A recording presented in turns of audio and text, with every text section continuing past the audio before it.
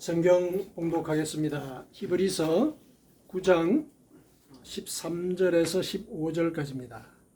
히브리서 9장 13절에서 15절까지 같이 봉독하겠습니다. 염소와 황소의 피와 및 손송아지의 죄를 부정한 자에게 뿌려 그 육체를 정결하게 하여 거룩하게 하거든 하물며 영원하신 성령으로 말미암아 흠없는 자기를 하나님께 드린 그리스도의 피가 어찌 너희 양심을 죽은 행실에서 깨끗하게 하고 살아계신 하나님을 섬기게 하지 못하겠느냐. 이로 말미암아 그는 새 언약의 중보자시니 이는 첫 언약 때의 험한 죄에서 속량하려고 죽으사 부르심을 입은 자로 하여금 영원한 기업의 약속을 얻게 하려 하심이라. 아멘. 자, 오늘은 이 본문의 말씀을 가지고 우리가 일상 속에서 가지고 있는 어떤 지적인 욕망, 그것과 하나님의 섭리와의 관계, 이것이 어떻게 연결이 되고 또 어떻게 그 속에 있는 갈등들을 해결할 수 있을 것인지 요즘에 초점을 맞추어서 생명의 메시지를 같이 나누었으면 좋겠습니다. 우리는 평생 사실은 배우죠. 평생 배웁니다. 교육기관을 통해서 공식적으로 교육을 받는 것, 그것뿐만 아니라 일상 속에서도 우리는 늘 배웁니다. 어떻게 보면 이제 우리는 지식을 매일 추구를 하는 그런 삶을 사는데요. 왜 지식을 추구를 하느냐, 이런 걸 가만히 생각을 해볼 때 아마 제일 먼저는 그 인간의 예를 들면 본질적인 조건, 살아가야 된다는 거 있죠. 이 부분에 있어서 지식이 우리에게 안전의 통로가 된다는 거. 그래서 이제 지식을 우리가 학습을 하고 또 그거를 이렇게 전수를 하려는 그런 이제 행위를 하는 것이 아닐까, 이렇게 생각을 해봅니다. 사실 지식을 통해서 우리가 생계를 유지를 하고, 그렇죠? 또 자기를 또 보호하고, 그리고 거기에 더 나아가서 미래까지 준비를 할 수 있지 않습니까? 그래서 지식이 가지고 있는 이제 예를 들면은 하나의 효능, 그것을 안전이라고 볼 수가 있겠죠. 그렇게 해서 예를 들면은 뭔가를 내가 소유를 하게 될 수가 있겠죠. 안전장치를. 그게 돈이 될 수도 있고, 또 지식 그 자체일 수도 있고, 또 권력일 수도 있죠. 근데 이 권력과 관련돼서 우리가 생각을 해볼 때는 지식 자체가 또 사실은 권력이 될 수 있는 그런 여지가 또 있죠. 지식을 많이 가진 사람들은 물론 자기를 위한 그 여러 가지 그 효용적인 도구들을 축적을 하려는데 그 지식을 쓰기도 하지만은 지식 그 자체가 다른 사람들을 지배하는 또 통로가 되지 않습니까? 그래서 지식은 또 권력을 만드는 그런 통로가 되기도 하죠. 안전뿐만 아니라 사람들에게 권력을 갖게 만드는 그런 통로가 되기도 하죠. 근데 권력을 우리가 비교적 조금 부정적인 형태의 측면만을 많이 생각하는 경우가 있는데, 어쨌든 권력이라는 것이 부정적이든 또 다른 측면에서 또 긍정적이든 일종의 자유를 준다고 하는 점은 우리가 인정을 해줘야 되죠. 예를 들면 내가 예를 들어서 뭔가를 지배할 수 있는 권력이 있다. 그러면 내가 그것이 나를 지배하지 못하도록 통제를 하는 거니까 너는 그것으로부터 자유를 얻는 것이죠. 그렇죠? 이제 긍정적인 측면에서 권력을 그렇게 이해할 수 있지 않습니까? 그 지식이 그런 이제 긍정적인 측면의 권력을 발휘할 수 있게 하는 거죠. 물론 이제 부정적인 측면은 뭐 역사적으로 무수히 많고요. 그 지식을 통해서 사람들을 억압했던 그런 사례들은 역사 속에서 많이 찾아볼 수가 있죠. 그러나 우리가 지식 자체만의 어떤 성기능을 생각을 할 때는 자유 혹은 자율성 이런 것들을 보장하는 통로이기도 하다. 그래서 아마 이러한 목적에 따라서, 그러니까 안전과 자유 이런 목적에 따라서 우리는 아마 지식을 추구하지 않나, 이렇게 생각을 합니다. 이 세상에서 살아갈 때 지식을 추구하는 목적은 크게 아마 그 두 가지라고 볼 수가 있을 겁니다. 물론 이제 사람에 따라서는 지식 그 자체가 목적이 될 수가 있죠. 왜냐하면 아는 것 자체에 재미를 느끼는 사람들이 있거든요. 아는 것 자체. 사람들이 그런 성향을 타고나는 사람들이 있어요. 공부하기가 우리가 좀 싫잖아요. 그래서 힘들고. 근데 공부하는 게 좋은 사람이 있어요. 그 지식을 추구하는 거기에 예를 들면 재미를 느끼는 거죠. 지식의 쾌락을 느끼는 그런 사람들도 있습니다. 그래서 이런 경우들도 우리가 또 염두에 둘 필요가 있죠. 지식을 추구하는 목적 중에 세 가지 목적들이 될 수가 있죠. 오늘은 아마 이 세 번째 측면에 조금 초점을 맞출 것 같아요. 지식 자체를 추구하는 그런 경우. 물론 지식 자체를 추구함으로써 그것의 어떤 예를 들면 주변적인 효과로서 안정과 자유를 얻게는 되죠. 근데 이 사람은 안정과 자유가 목적은 아닌 거예요. 지식을 추구하는 그 자체가 목적이에요. 그렇게 해서 안정과 자유를 그냥 예를 들어서 부차적인 효과로서 얻게 되는 그런 경우죠. 그런 경우를 이제 우리가 한번 이제 살펴볼 건데요.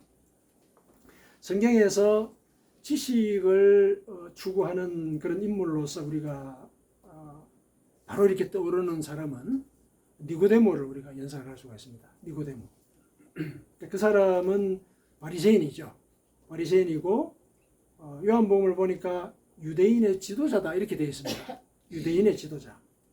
유대인의 지도자라는 얘기는 아마 그 당시에 그 이스라엘 민족들의 예를 들면은 의결기관이죠. 의결기관. 로마의 지배를 받고 있었기 때문에 행정적으로는 뭔가를 그 사람들이 결정을 할 수는 없었지만은 민족적인 문제들 있잖아요. 부족 간의 문제들, 이런 문제들. 그런 것들에 대해서 결정할 수 있는 최고 의사결정기관이 사내드린 공회라고 있었습니다. 아마 거기에 공회원이었을 가능성이 있어요. 예를 들면 이제 국회의원 같은 거죠. 오늘로 치면은.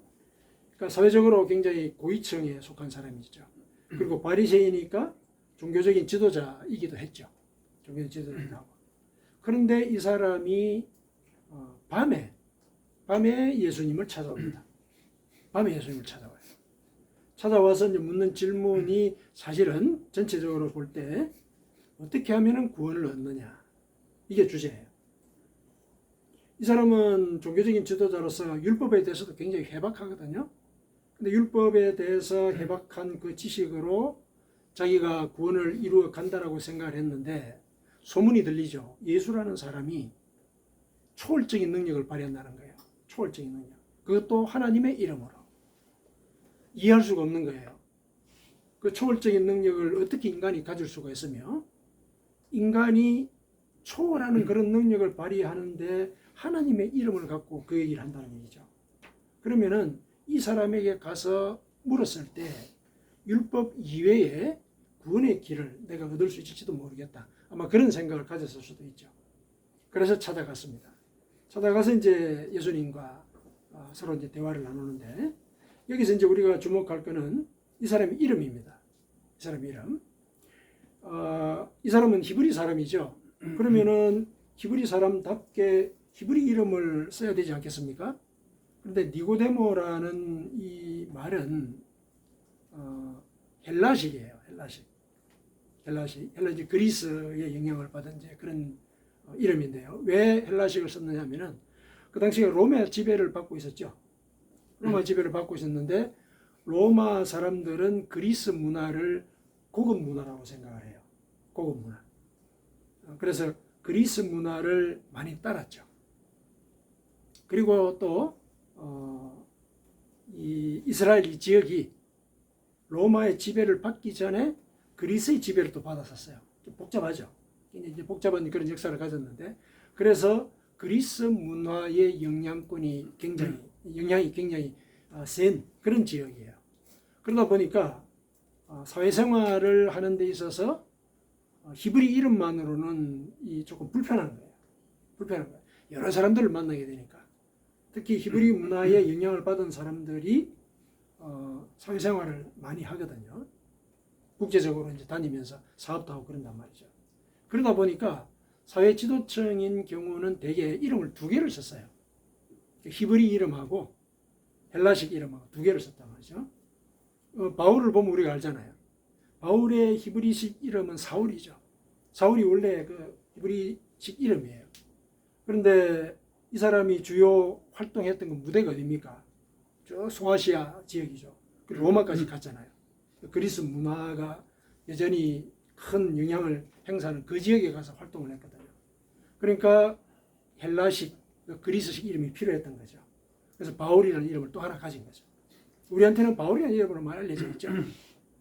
근데 오늘 우리가 염두에 둔 이 니고데모라는 사람, 이 사람의 이름도 헬라식인데요. 이거는 이제 니고하고 데모가 합쳐진 말이죠. 니고는 니케를 이제 우리식으로 발음을 한 거예요. 니케. 니케가 뭐냐면 나이키 알죠? 나이키. 그 신발 네. 있죠. 그 나이키가 그리스 말로 니케예요. 그거가 똑같은 거죠. 승리라는 뜻이죠. 승리.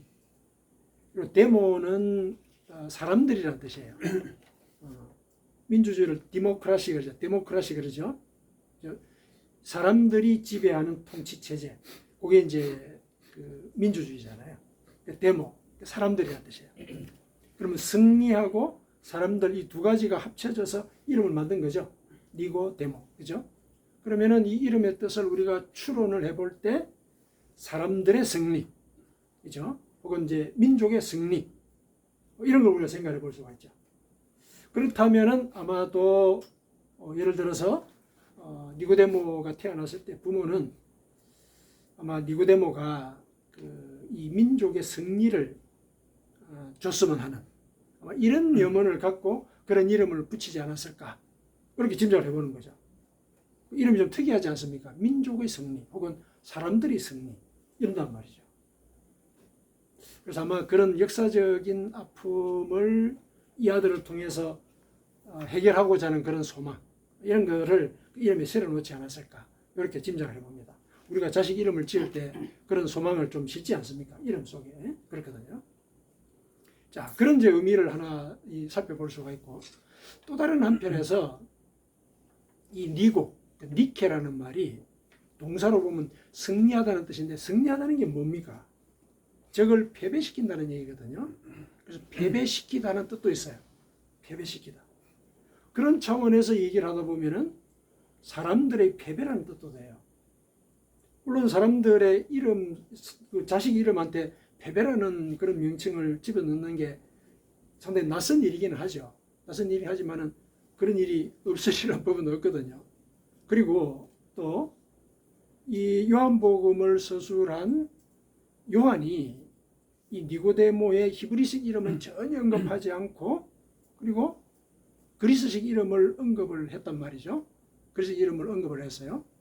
그런데 니고데모가 등장하는 그 장면의 맥락을 따져보니까 거기서 얘기하는 바는 뭐냐면은 예수님께서 하시는 말씀이 구원은 사람의 힘으로 하는 게 아니다. 성령으로 하는 것이다. 그 취지를 그 장면에서 일러주고 계시지 않습니까? 사람의 힘으로 하는 게 아니다. 그러니까 너희가 구원을 받으려면은 물 세례뿐만 아니라 성령 세례까지 받아야 된다. 이 얘기를 하잖아요. 그러시면서 성령에 대한 얘기를 뒤에 쭉 일러주시거든요. 그래서 구원은 성령의 역사가 있어야 된다. 하나님의 섭리가 있어야 된다. 이 얘기를 그 장면에서 일러주거든요. 그렇다면은 그 장면의 맥락을 따져볼 때 니고데모는 사람들이 패배라고 해석할 수도 있죠. 사람이 구원을 얻을 수 있는 게 아니라 하나님이 하시는 일이다. 이렇게도 볼 수 있다는 거예요. 그렇다면은 니고데모의 이름은 사람들의 승리이자 사람들의 패배 이렇게도 볼 수 있다는 거죠. 이거는 사도 요한이 니고데모의 이름 분명히 두 개의 이름이 있었을 건데 니고데모라는 이름만을 선택한 그 숨겨진 의도 이걸 우리가 한번 이제 볼 때 그렇게 해석을 해볼 수 있다는 것이거든요. 또 이렇게도 이제 볼 수가 있습니다. 예를 들면은 니고데모는 종교 지도자잖아요. 종교 지도자, 그렇죠? 그래서 종교 지도자로서 율법에 대해서 대가이고 그 측면에서 그 당시에 알려진 바에 따라 구원을 얻을 길에 대해서 독점적인 지식을 갖고 있는 사람이에요. 그렇죠? 율법을 어떻게 실행해야 구원을 얻는다. 이게 그 당시에 알려져 있는 구원의 방식이었기 때문에 그런 구원의 방식에 대해서 독점적인 지식을 갖고 있는 사람이에요. 그런 사람이거든요. 그런데 그런 지식을 갖고 예수님을 찾아가지 않았습니까? 근데 여지없이 그 독점적인 지식이 아무런 의미가 없다는 것을, 예를 들어서 아무 의미가 없다는 것을 알게 됐잖아요. 율법으로 구원을 얻는 게 아니다. 성령의 역사가 있어야 된다. 예수님께서 일러주신 것이죠. 그런 차원이라면은 독점적인 지식을 구가하는 이런 특수층, 이 사람들이 패배한 거죠. 예를 들면 이 사람들의 패배가 이제 그 속에 들어있다는 얘기죠. 그래서 사람들의 패배라고 볼 때 그 사람들은 예를 들면은 특권층의 사람들을 가리킬 때 특권층 사람들의 패배라고 얘기할 수가 있고, 그렇죠? 그렇다면은 뒤집어서 니고데모는 일반 사람들의 승리라고도 볼 수 있는 거죠. 이름이 이제 복잡하게 이렇게 해석이 될 수 있다는 거죠. 자, 이렇게 조금 복잡하게 그 이름의 의미를 얘기를 했는데, 조금 이제 이런 이름의 의미를 이 짧은 설교 시간에 길게 얘기하는 그 의도에 대해서 조금 이제 궁금해 하실 수가 있을 겁니다. 왜냐하면은 그게 무슨 의미가 있냐는 거죠. 무슨 의미가 있느냐. 그게 우리가 구원을 얻어가는 데 있어서 그 사람의 이름의 의미를 그렇게 복잡하게 추론하고 분석할 이유가 뭐냐. 이런 이제 의문이 들 수가 있거든요. 근데 이런 걸 즐기는 사람이 있다는 얘기예요. 이런 지식을.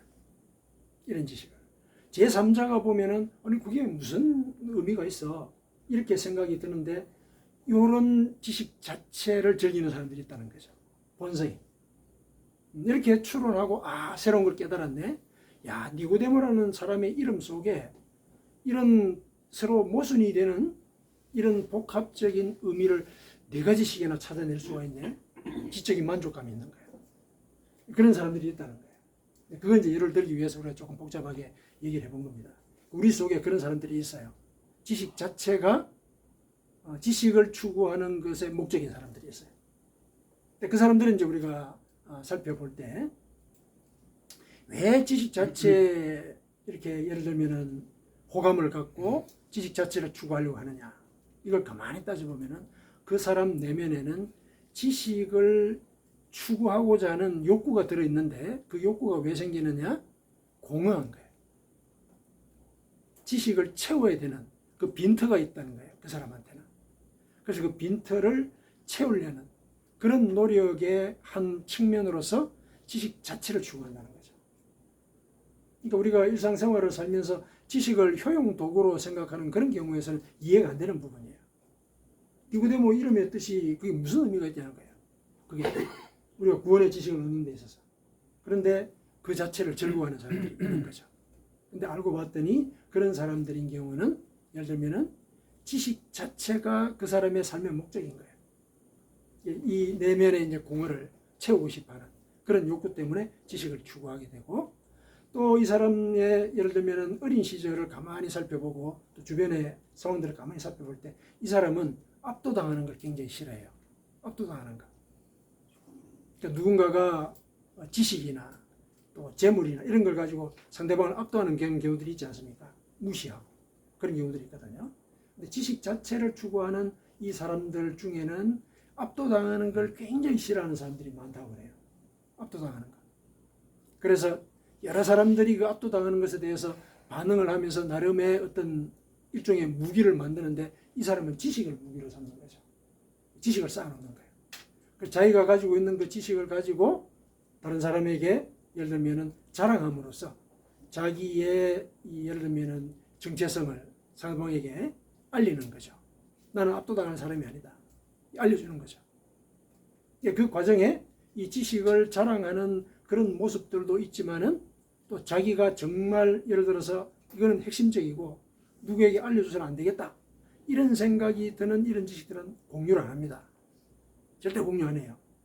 공유를 안 하죠.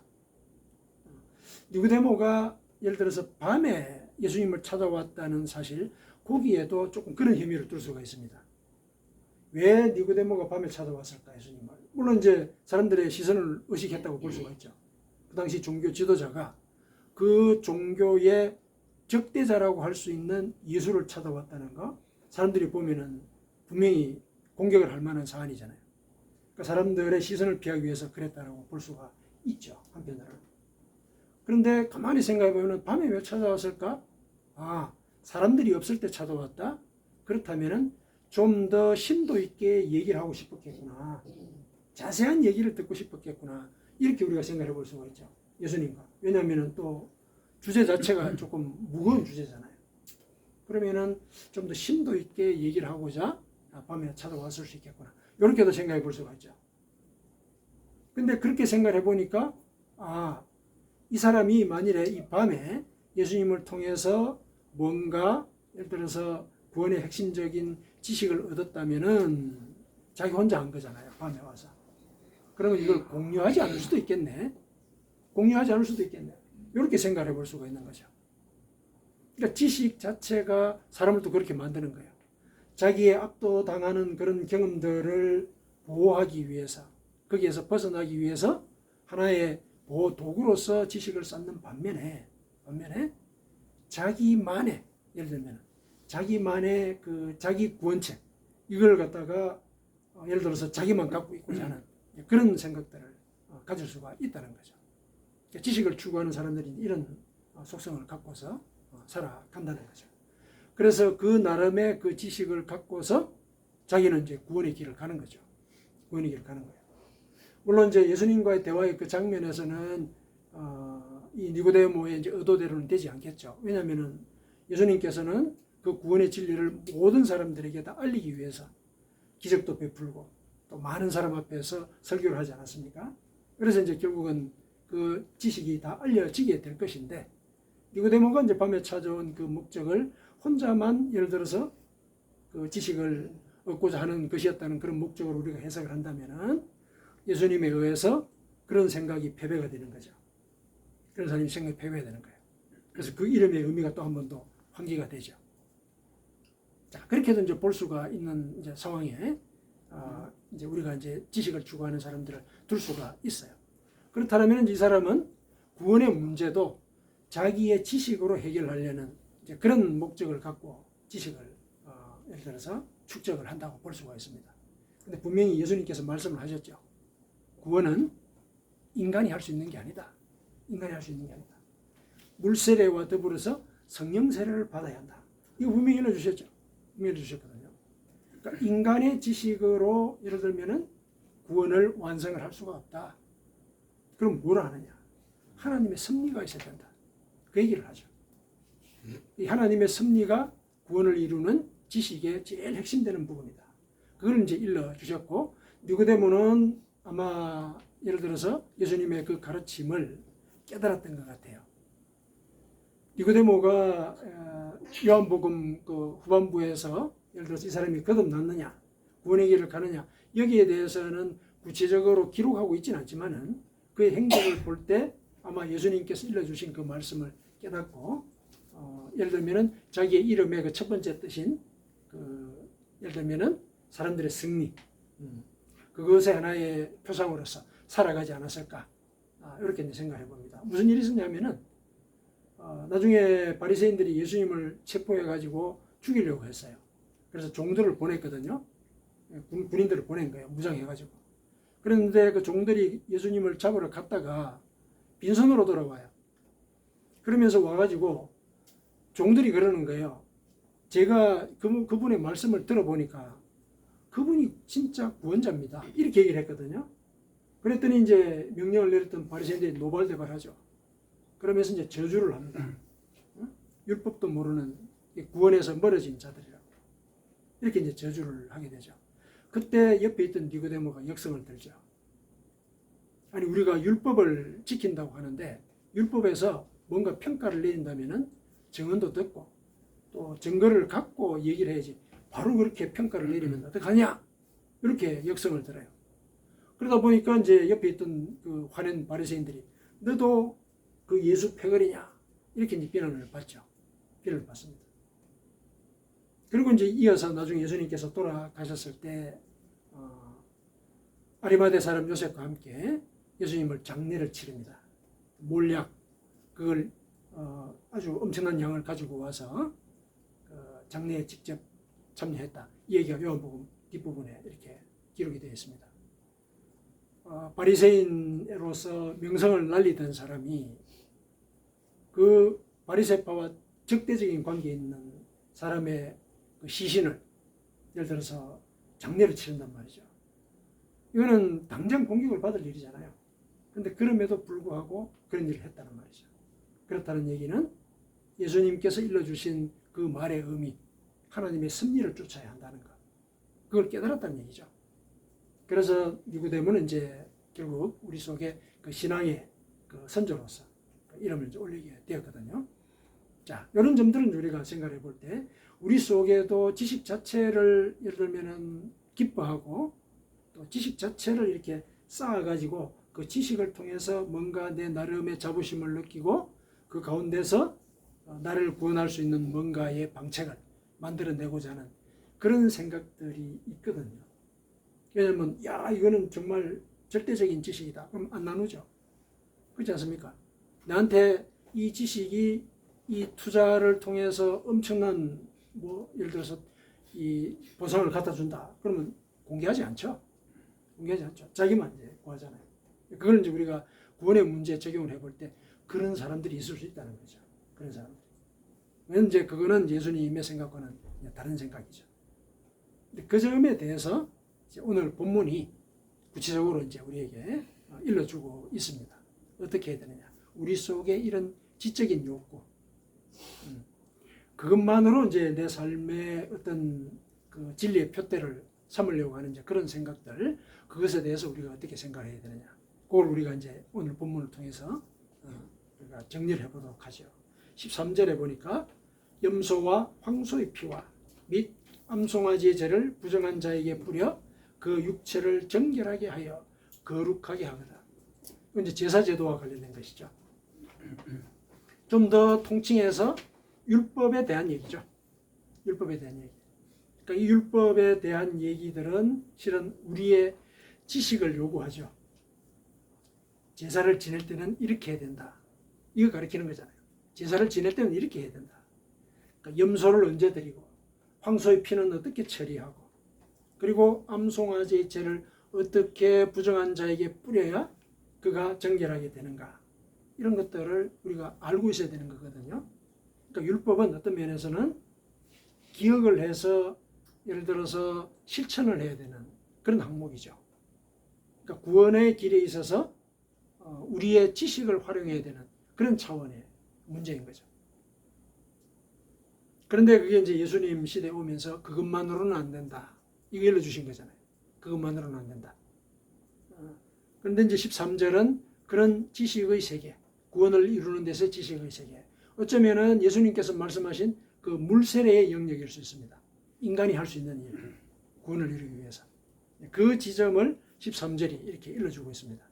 그런데 그것도 사람을 거룩하게 만들 수 있다는 거죠. 만들 수 있다. 구원의 문제까지는 얘기는 못해도 사람을 거룩하게는 만들 수 있다는 거예요.